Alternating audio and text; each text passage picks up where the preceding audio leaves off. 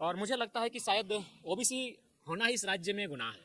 पहले तो हम लोग सोचते थे कि नौकरियों में ओबीसी के साथ दुर्व्यवहार होता है, कि आबादी 54% और आरक्षण 14%, ऊंचे पदों में उनके साथ दुर्व्यवहार होता है। लेकिन आज देखने को मिल रहा है कि अब उनके बच्चों को पढ़ने में भी उनके साथ दुर्व्यवहार किया जा रहा है। मुझे इस घटना से फ्रांस और वियतनाम की घटना याद आ रही है, जब वियतनाम के बच्चों को जानबूझकर फेल कर दिया जाता था ताकि वो फ्रांस की बराबरी ना कर पाए।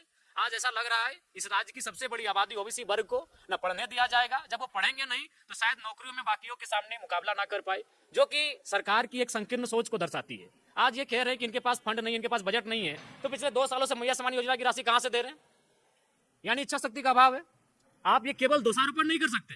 अगर केंद्र ना दे तो आपके पास क्या विकल्प है?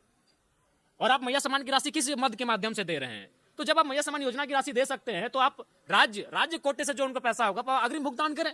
मैंने तो एक सुझाव भी दिया कि आप उन्हें ऋण देने का काम करें, बिना ब्याज के उनको ऋण दें।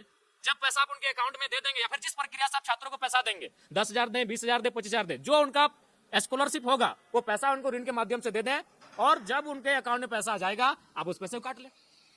लेकिन सरकार के पास गोल मटोल जवाब है।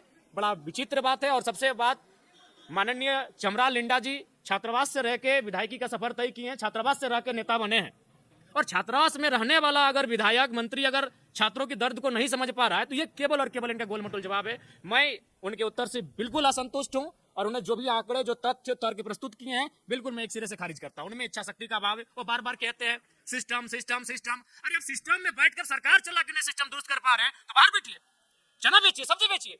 अब सरकार में बैठे, सरकार के अंग है, राज्य सरकार को चला रहे हैं, 6 सालों से आपकी बहुमत की सरकार है, और बोले सिस्टम सिस्टम सिस्टम। अरे सिस्टम में आप बैठे सिस्टम बनाने के लिए, आप सिस्टम में बैठे नीति नियम बनाने के लिए, और नहीं तो घास चराइए, बकरी घास चराइए, उनको चराने ले जाइए। बिल्कुल इस राज्य के ओबीसी छात्रों के भविष्य के साथ खिलवाड़ किया जा रहा है, जो कि बहुत ही चिंता का विषय है। जिनकी आबादी 54% है, कसूर ओबीसी समाज का भी रहा है। उनको घंटे की आनंद से सुखद अनुभूति की प्राप्ति होती है। आज ये बहुत बड़ा प्रश्न चिन्ह लगा है उनके जीवन पर, उनके लाइफ पर। बिल्कुल उनका लाइफ, उनका मैं देख पा रहा हूं। मुझे हजारों छात्र आज लगभग विगत 6 महीनों मिल चुके। मैं नहीं कह रहा हूं एक दिन में, 6 महीनों में हजारों छात्र जनता दरबार के माध्यम से मुझे मिल चुके हैं। उन्हें रोते रोते हमसे मिलते हैं। वो धीरे धीरे शहरों से अपने गांव की ओर वापस जा रहे हैं, वो मजदूरी के लिए बाहर जा रहे हैं। आप आंकड़ा निकालिए कि जो लोग पलायन कर रहे हैं, जो युवा पलायन कर रहे हैं अन्य राज्यों में, अन्य देशों में काम करने के लिए, उनकी आयु क्या है?